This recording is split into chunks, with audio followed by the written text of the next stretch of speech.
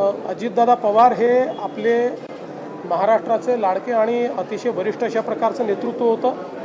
त्यामुळे त्यांच्या अपघाताची पूर्ण सखोल आणि नीट चौकशी झाली पाहिजे, ही मागणी काही चुकीची नाही।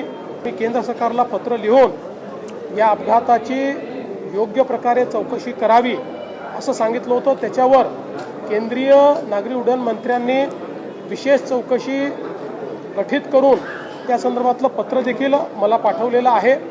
देशामध्ये जे DG एव्हिएशन सेफ्टी आहेत, हे सगळ्यात मोठं ऑफिस आहे।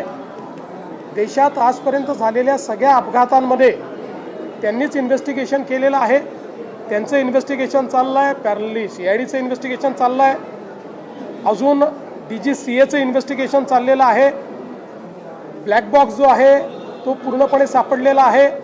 जे कम्युनिकेशन पायलट आणि ATC मध्ये होतं, ते कम्युनिकेशन देखील त्या ठिकाणी डिजिटाईज असतं।